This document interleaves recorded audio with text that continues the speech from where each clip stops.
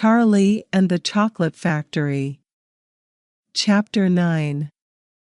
Augustus Gloop goes up the pipe. When he sees Augustus drinking from the river, Mr. Wonka pleads with him to stop, saying that his chocolate must remain unsullied by human hands.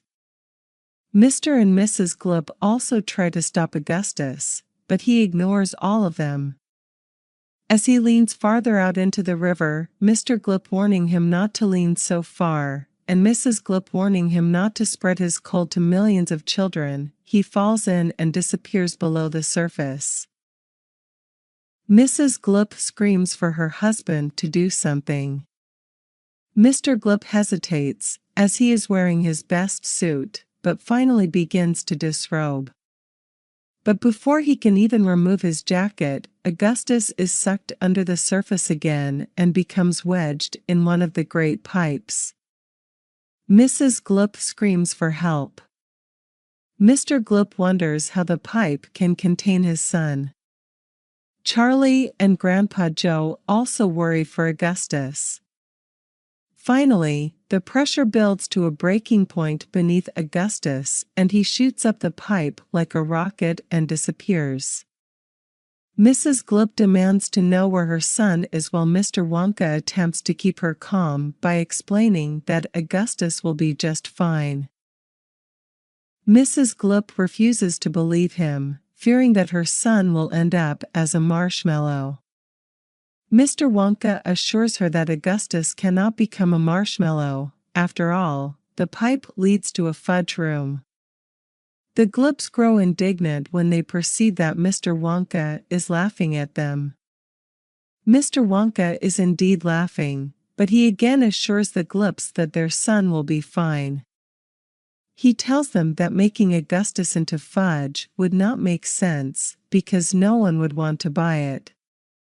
Mrs. Gloop demands to see her son. Mr. Wonka snaps his fingers and an Oompa Loompa appears before him. Mr. Wonka instructs the Oompa Loompa to escort Mr. and Mrs. Gloop to the fudge room. The Oompa Loompa laughs out loud in response to the instructions.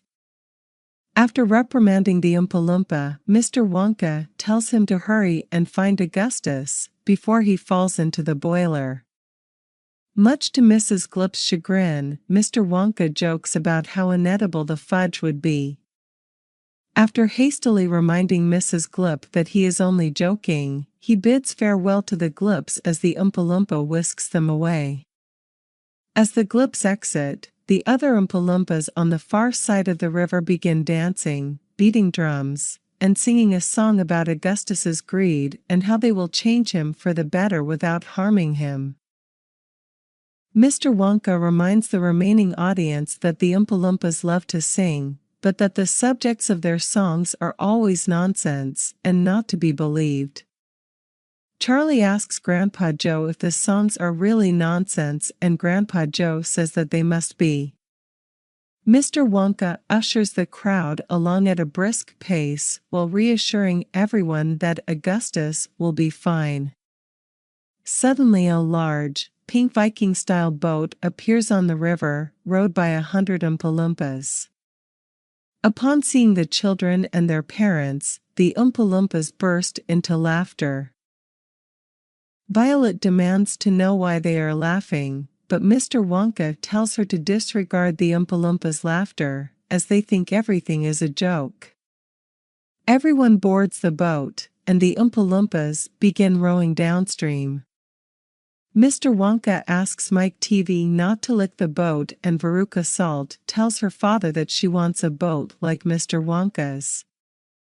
Overhearing Veruca's demand, Grandpa Joe whispers to Charlie that Veruca needs a good swift kick.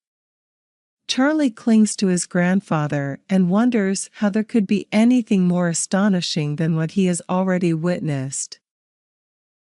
Mr. Wonka interrupts Charlie and Grandpa Joe's conversation by handing each a mug overflowing with chocolate from his river.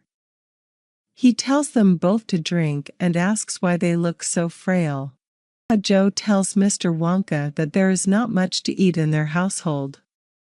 After drinking the chocolate, Charlie tells Mr. Wonka how wonderful it is. Mr. Wonka replies that his secret is mixing the chocolate by waterfall. Mr. Wonka urges the Oompa Loompas to row faster as the boat enters a dark tunnel. This causes screams from the group. Violet worries that the Oompa Loompas cannot possibly see where they are going, which Mr. Wonka confirms. All of the parents respond in chorus that Mr. Wonka is crazy. Only Grandpa Joe disagrees. Mr. Wonka calls for light and the tunnel instantly lights up, showing the passengers a spotless tube and the river moving below them at a frightful pace. He tells the Oompa Loompas to row even faster. Mr. Wonka, enjoying himself tremendously, glances around to observe his guests. Grandpa Joe notices numbered doors in the tunnel with strange signs such as all creams including hair cream.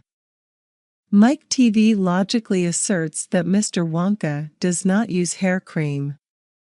Mr. Wonka ignores him.